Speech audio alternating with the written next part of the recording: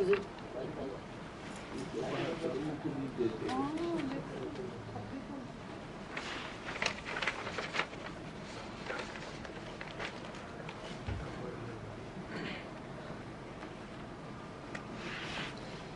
Namaskar. Good evening, everybody. On behalf of Kala Academy, repertory company that is Rangamade and Satsang Theatre, I welcome all of you. We have among us Madam Josulkar, Ankurji sir, and many of the theatre lovers and yogic meditation lovers. We will be performing a performance based on Lord Shiva's 112 meditation sutras. This will be performed by Loka from Sweden. Very shortly, we are beginning with the program. I request all of you to please switch off your mobile phones. And now, I request Loka Shivadasa and his team to begin with the performance. Enjoy the performance.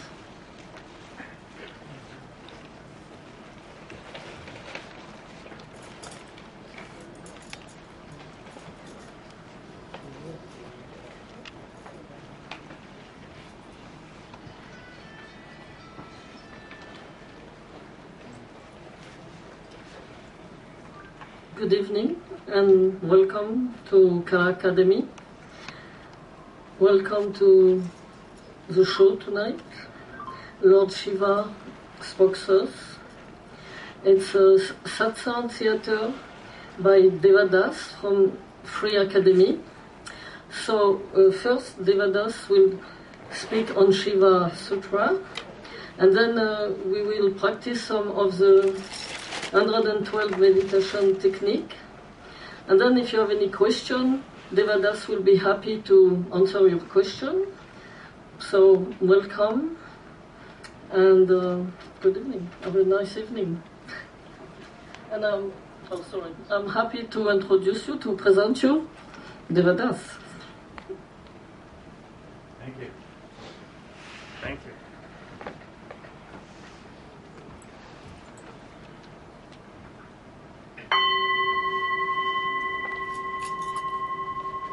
Namaste. Meaning for me, the Guru in my heart bows and greets the Guru in your heart. I want to say immediately in the beginning that I am not a Guru. The Guru you can follow best is the one you have in your own heart. So, but this is a theater, and I am going to play Guru. So, therefore, I am dressed like a Guru. Okay? So we have that clear.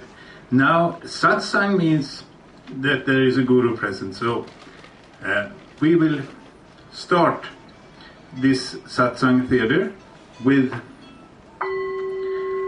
a short meditation for Lord Shiva, and I will guide you. So, can you please sit straight a little bit?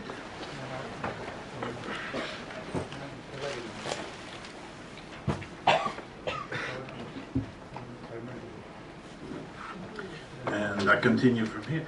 Yeah, you please sit straight a little bit and relax. Breathe out. And breathe in. And breathe out again. And let the air go and relax your mind. Relax your mind totally. And forget all the trouble you courageously went through coming here. And now you are here. So put your attention on the sensation of the breath going out and coming in and passing the nostrils. This is a very common and nice meditation. Sensation of the breath. Breathe in, feel how the air passes the nostrils, and relax and feel how the air going out. And we do that for 1 minute.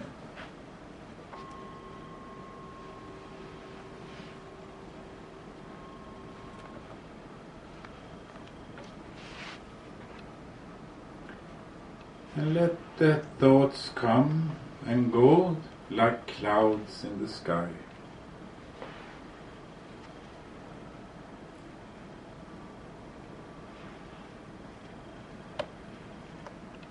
And rest as the blue sky beyond clouds, following your breath.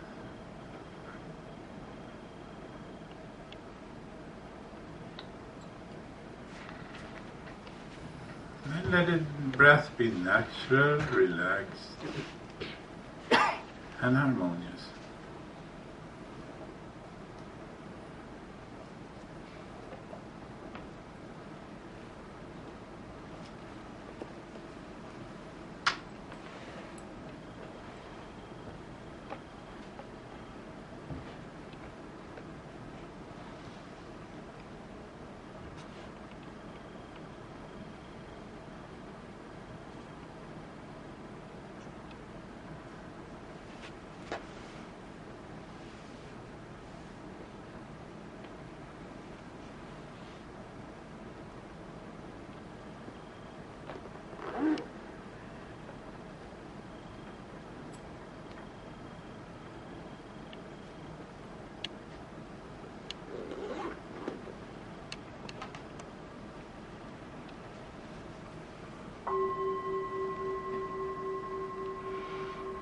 And please relax again and come back to this room again.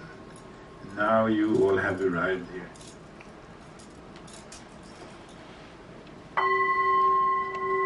Scene 1.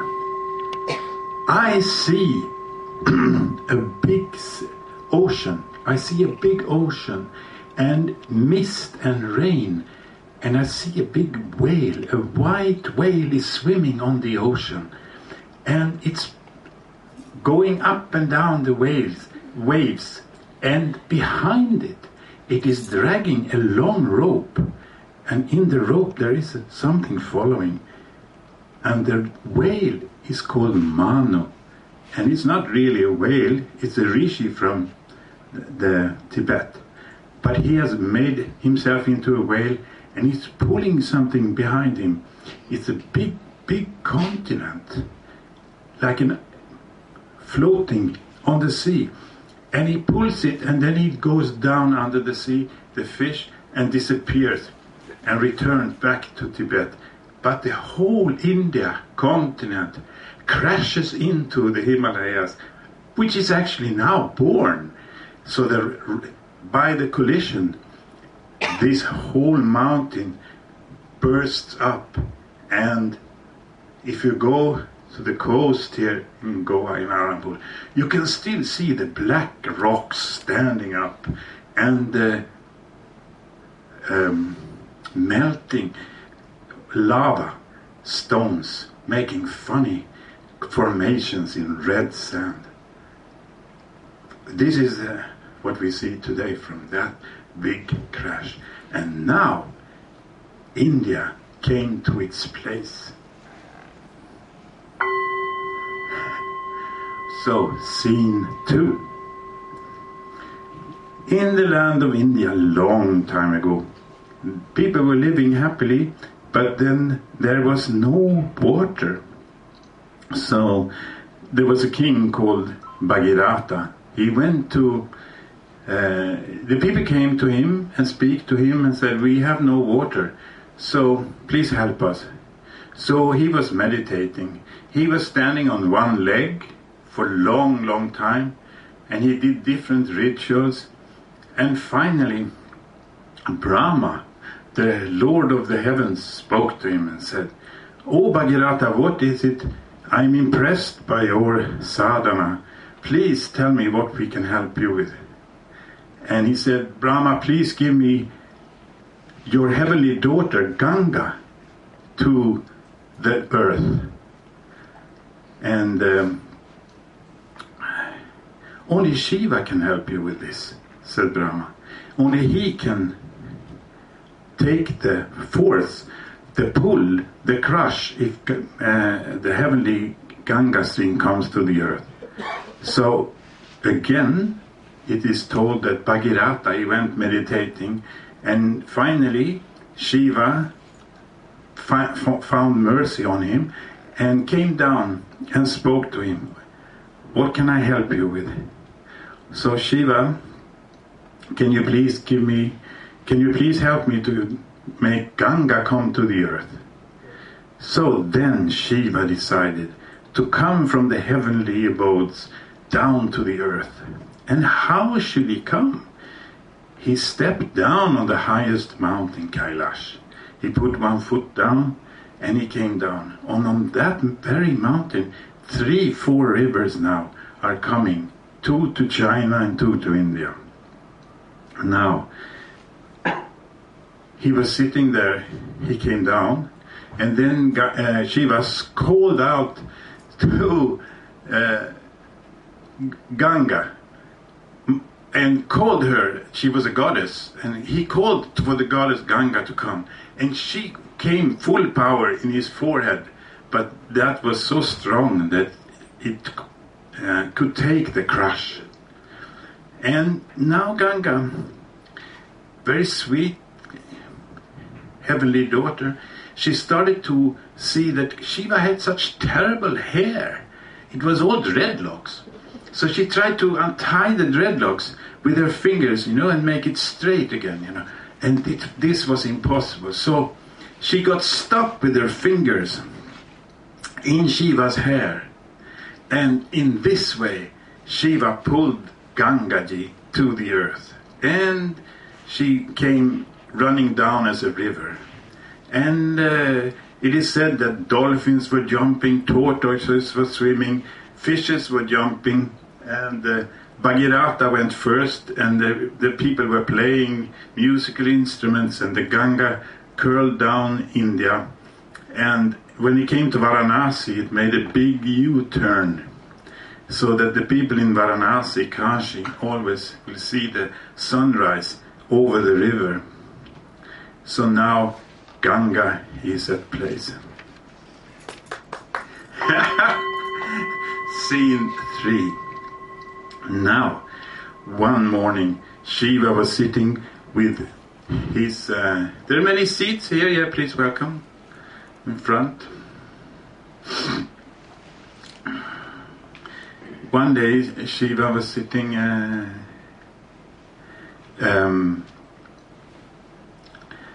he was meditating. He was resting. He was basically resting as his open intelligence, his awareness, his love awareness. He was in a blissful mood. And now Devi was looking at him, and she felt she was, of course, very much in love with Shiva. So she asked these questions, and now I want you to help me a little bit.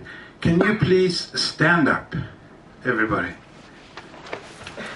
Yes, very good. Wow. And can you're standing up, and then can you lean a little bit forward first over your feet, and then a little bit backwards? Feel the gravity pulling you down, and feel that awareness, wakefulness pulling you up. These are the two counter forces. Gravity pulling you down and awareness pulling you up. There we are. Now, please say after me. Devi put these sweet questions. She said like this: "Oh Shiva. Oh Shiva. What is your reality? What is your reality? What is this wonder-filled universe? What constitutes seed? Who centers the universal wheel? What is this life? Beyond form, pervading forms. How may we enter it fully? Above space and time, and names and descriptions. Please clarify my doubts. Thank you very much. Very good. Now you can sit down again. Yes, this was the sweet questions I wanted you to taste that Devi put out of compassion to Shiva. And of course Devi, she loved Shiva, and in her love, in her total devotion for Shiva, devotion frees, and she was free, she was enlightened, she couldn't need anything more, she was at home in her heart with Shiva. But out of compassion for mankind, and for us, 5,000, maybe 10,000, 15,000 years later, now Shiva could answer the question from Devi. And he would answer, not telling her what his reality is, but he would give 112 methods, techniques, tricks, how we can experience the awareness, the state of being, Shiva's reality. We can experience it ourselves in daily activities.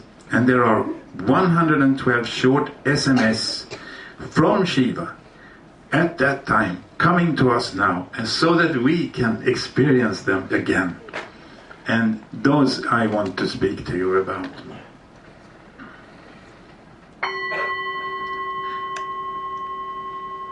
The first one, Shiva said, the first of the... there are plenty of seats here. Yes, yes.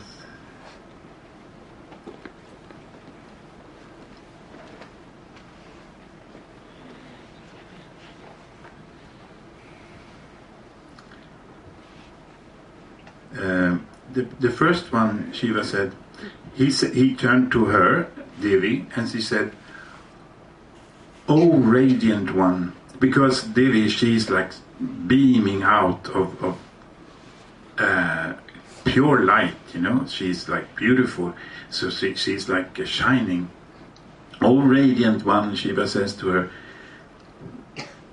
"put attention. When breath goes out and turns, and goes in and turns, at the turning points, realize." So this is the first technique. So we can, let's try that for 1 minute. I will guide you.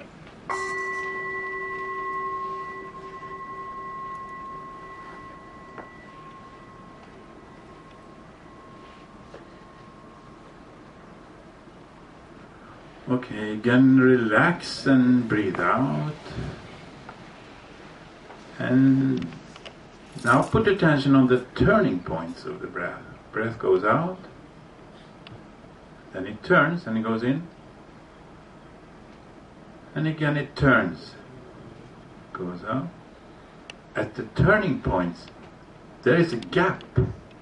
There is no mind. There is a gap. Realize, Shiva says. We try that again.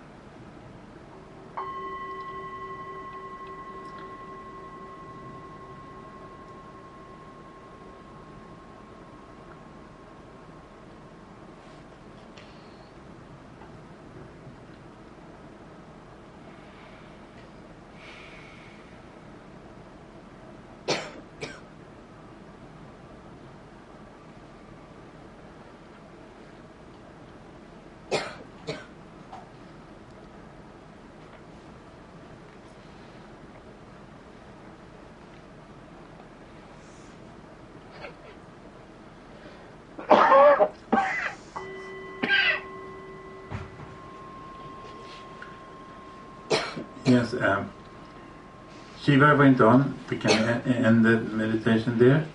There are 8 or 9 of the techniques from the Shiva Sutras, which are concerning the breath. And all of those techniques has become very useful in Buddhist training, in Zen Buddhism and also in yoga. You put attention on the breath. And if you get angry, for example, you just take a few breaths and before you react. And immediately you can return to the center of the cyclone where it's quiet. There is no anger, and then from there the clouds disappear on the sky, and suddenly you are not in the grip of the anger.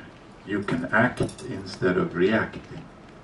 And the key to that is meditation on the breath in different ways.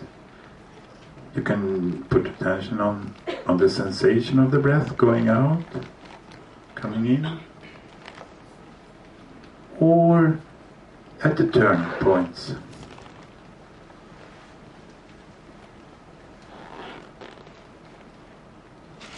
I will give you later a book. You can study yourself all the 9 different ones.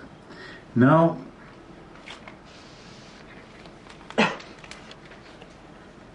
at the time of the Buddha, I said, Buddha learned this. This tradition of Shiva is much older than Buddhism. So when Buddha went on his search, he was traveling with sadhus, and they were learning these techniques from Shiva. So one day Buddha was experiencing this technique with resting as the breath, with the breath. And it is said that he suddenly found out who his true nature was. He was not the periphery, he was not the mind, he was the center of the cyclone, which is open like the sky, open like the blue sky. And like Shiva, Shiva is the highest consciousness, the Kailash. And Devi, she's the dynamic energy of Shiva, and they are not separate, they are one. You see in the picture how they are one. Shiva and Devi are together all the time. And like the blueness and the sky, you cannot separate the blueness and the sky. And you cannot separate the air from the wind in the air. In this way, Shiva is the air and the wind is Devi. She is the dynamic energy of Shiva and awareness. And that is one. Everything is one. There is not two. There is the teaching of Shiva. Everything is one. The oneness of everything. And there is a great source of fun if you can rest as that. Now, at the time of Buddha, the teaching from Shiva not only reached Buddha in India, it went all the way to ancient Greece. And in Greece, you have the start of the free academy. In Greece, we had Socrates and Plato, and those were the founders of the free academy. I don't know if they started Kala Academy, but maybe they did, in a way. Because they had an academy, and they had a free dialogue. And Socrates used to have dialogue with his students up in Acropolis there. Now, I tell you one small story about Socrates. He was living at the same time as Buddha. Now, some of his students went to the oracle living in Delphi. You know this story maybe. It's classical. They went and asked, who is the wisest man in whole Greece? And the oracle went into the temple. She was sitting there by the smoke, the fire, and she came back after some time and she said, Socrates is the wisest man in Greece and in the whole world. And the disciples, they went back to Socrates and said, "Oh, Socrates, you are told to be the wisest man in the whole world by the oracle in Delphi." "This cannot be true." Socrates sat down. "I know I don't know." So the disciples were, "I know for sure I don't know." So they went back to the oracle. And the disciples said, "This must be a mistake. Socrates cannot be the wisest man in the world or in Greece." But the world was smaller then.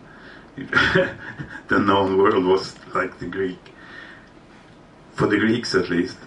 So and then the oracle went into the cave again, and she meditated by the smoke, and she came back and said, "Oh no, he is the wisest.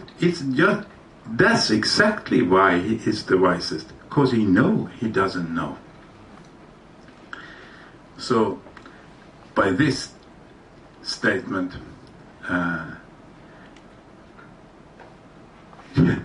this is a little bit mystic, maybe. He knew he wasn't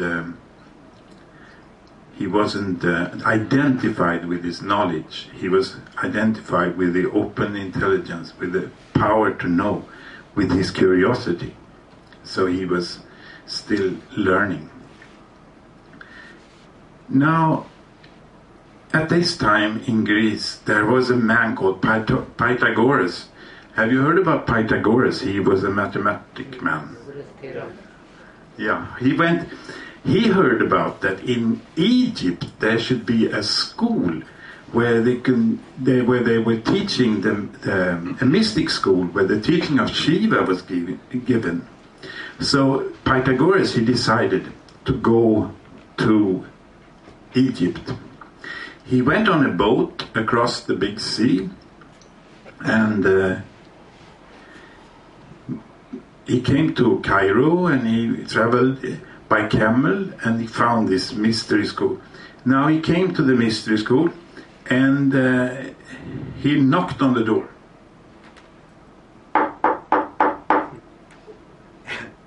And they were opening a little window in the door and looked at him.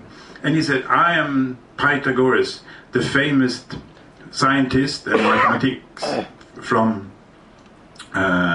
Greece, the famous mathematician. And I want to study and find out the mystery in your mystery school." Now, they slammed the door. They wouldn't let him in. He was not qualified. He had the best portfolio or CV, as you so call it. He has the best schooling. He was the headmaster of the headmasters of knowledge at the time. But he was not allowed into the mystery school in Egypt. So he was very depressed. And what do you do when you're very depressed? He went roaming around, and he ended up in a tea house for having a tea. Now, when he came to the tea house, Pythagoras, he was very lucky, because in this tea house there was a man sitting, and it was not any kind of man. His name was Mullah Nasruddin. His name was Mullah Nasruddin, and so he looked like this.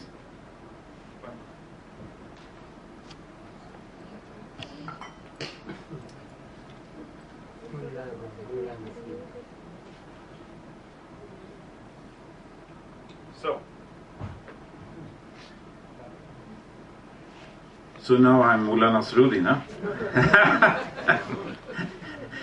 So Mullah Nasruddin said, you are very lucky. You came to me now. You found me in this chai shop. And I will, if you listen carefully, I will tell you a story so that you can find the key and get into the mystery school. And Pythagoras, he listened. So Mullah Nasruddin, he started to tell. He said, once upon a time, there was a king, And the king had a daughter. And the daughter was very, very beautiful. So beautiful that all the young men in the neighborhood and all the princesses, they came to court her and tried to give her flowers and tried to be married with her. So the king locked her up in a tower. High up in a tower, he locked her up. So that she couldn't see any one of the princesses that came to visit him. So she was getting very bored up there in the tower. She couldn't get out. Now, one day, the prince came.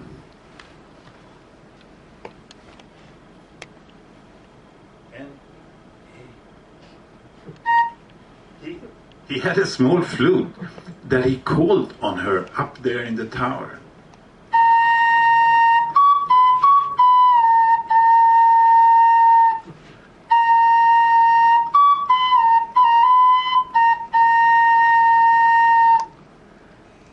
And she listened. She looked up and looked out to the window. And down there, she was seeing this beautiful, handsome prince. He had a white horse at his side. And immediately, love is a mystery, she fell in love with the prince. Now, the prince was very special. He had a small box with him. And in the box he had a beetle. So he took out the beetle, a small beetle, and he put a silk thread around the leg, one leg. And he put some honey, nectar on the horns of the beetle.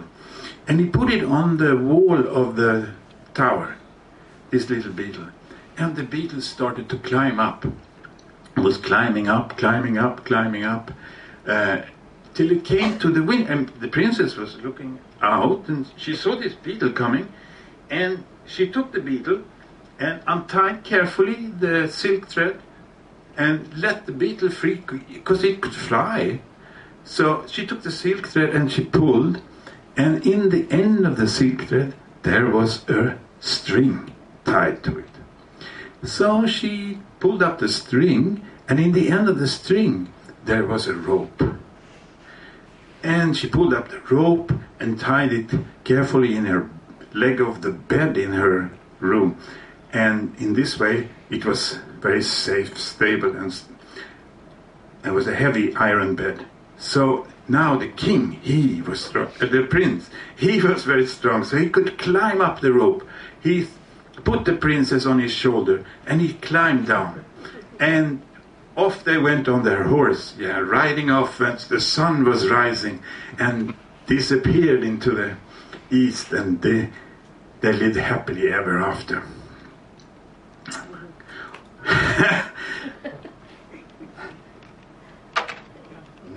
Now Pythagoras, he was listening and he was enjoying the story, but how can this help me to open the gate to the mystery school? Tell me, how can this? Well, this story is very special because the silk thread, it symbolizes the breath. So once the princess has the silk thread, once you get caught up, when you catch your breath, when you know the breath, then when the breath is relaxed, you get the call of the string, and the string is your mind. Now when the breath relaxes, your mind relaxes. And when the mind relaxes, your body is relaxed. And when the body is relaxed, you can experience the true nature of your heart, and you are free. So the Pythagoras, he went out into the desert and he practiced this. He was practicing awareness on the breath for 6 weeks. And then he came back to the mystery school in Egypt, and he knocked on the door again. And the priests in there, the mystics, they came to the door and looked, and he said, And Pythagoras said, "Oh, I beg your pardon. Now I am back, and I know that I am not my knowledge. I am not all the things that I've learned. I have learned something new, and I want to come and study for you." And they saw immediately, by just looking at him, that his arrogance and pride was gone.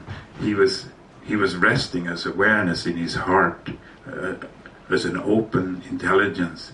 So they could just see this, and immediately he got into the mystery school.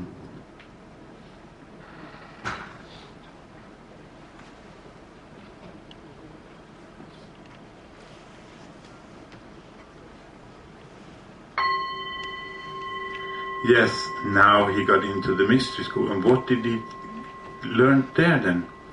Well, Pythagoras learned a new technique, a new meditation technique. And before I tell you the technique, I must tell you a story. When I was... now I'm not Mullah Nasruddin. Another story. When I was 19, I was a young student, and I hitchhiked from Sweden to Kathmandu. And I was not interested in the left-wing revolution ideas going on in the West. I was interested in a deeper revolution of the heart. So I was going to India to find out the wisdom of India. And I went to the Buddhist. I had a Buddhist book with me. I was studying Buddhist scriptures, and I went to Kathmandu, and I was hanging out with the Tibetan lamas there. And I was spending 3 years in India, traveling from guru to guru. And I was asking the same question to all the gurus: how to quiet the mind, how to get peace of mind. And I remember I had a button on my shirt said, "Let there be peace on earth, let it begin with me." This was the hippie revolution from the West. And the search was everywhere for the truth. Where to find the truth? In what culture? Where on earth can we find something important to learn for the survival of the planet?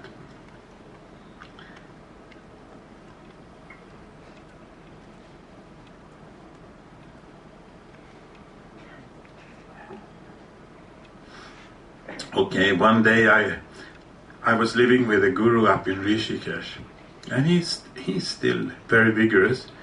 He's 74 and he can still do yoga. His name is Balyogi Premvarni. I was studying with him, and it was December. It was really cold, and I was 20 years old or something, and 23, I must have been 23 years old, yeah. And I was studying with him and learning yoga, asanas, and breathing exercises and things. And one day I said to Premvarni, "Guruji, I like to show me meditation."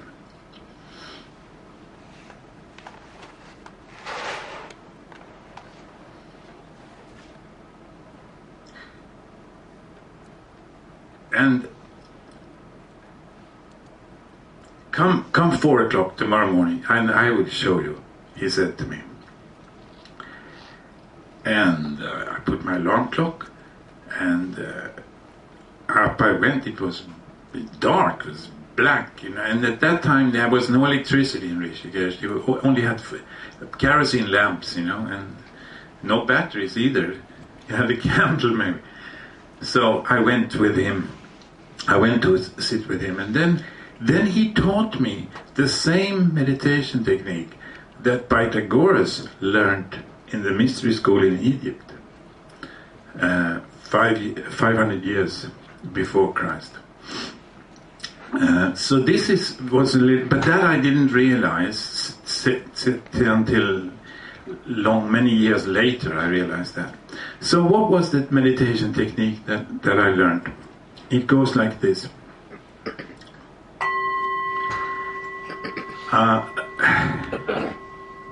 You can say after me, Shiva says this technique. Attention between the eyebrows. Attention, again, attention between the eyebrows. Put mind before thought. Let essence of breath fill form till top of the head, and there shower as light. And this technique has a very, very fantastic depth to it. But with all the meditation techniques from Shiva, it is like this. It's nothing to believe in. It's no religion, and it is something that you must experiment with. If I tell you that if you take 1 liter water and put it on the stove, and now we take a walk, and when we come back and look at the water is gone. Where did the water go? And you will not believe me. Why should the water go away? It's impossible. Water is water. Why should it go away? So, okay, let's try it. Take a pot of water, put it on the stove, let it go for a while, and then you come back and you see, wow, the water disappeared. Where did it go? It's the same with the meditation techniques. You have to try them. You have to experiment. You have to put it to experiment. This is the only way you can say it's either benefit for me and it's not benefit for me. Either it's a love affair for you or it's not a love affair. And you can notice by if you find it good for you and it's good for others also, then you know for sure that the meditation technique is working. Because it connects you to the here and now. It gets you to the heart. It gets you into your true nature, which you already are. So it brings you back home, basically. So we try this technique now one more time. Okay. Okay, attention between the eyebrows. Yeah, you put your attention between the eyebrows. And you will find that the spot between your eyes has it attracts all thoughts and energies disappear there. So if you close your eyes, put attention between the eyebrows, and then put mind before thought. What does that mean? You watch the mind. You watch the mind like you're sitting on a hill and see the clouds going by. Attention between the eyebrows, put mind before thought. Let essence of breath, what is that? Essence of breath is the prana in the breath. It's the energy in the breath. Let essence of breath fill form, and at the top of the head, shower as light. I think you have to sit a little bit straight up again. Can you sit straight up on the chair? And then try to do the exercise we did before. You lean a little bit forward, and then you lean a little bit backward, so you get yourself a little bit up and awake. Thank you. Now we try.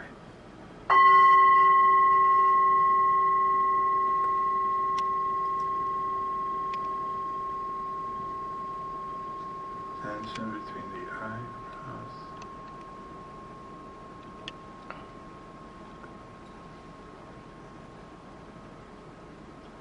The essence of breath fill form. Mind before thought.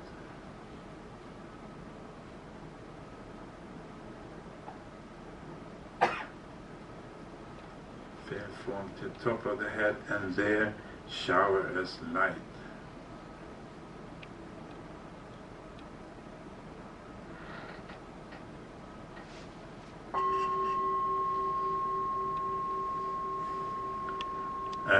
this experiment, it's like boiling water. You cannot experience this meditation.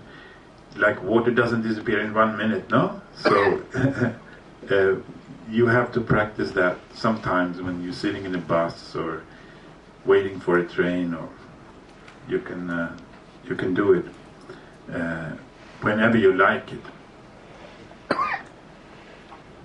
So now I think we should go on with very special meditation technique, which is very practical, and it's called banana meditation. Okay, so can I have a? Can you help me? And you maybe? Can you help? And you take one tray of bananas and give to the people. Yeah. And now each one will get one banana, but you're not allowed to eat it yet. You must just hold on to it for a while. We are going to do banana meditation from Shiva. It's called eating meditation.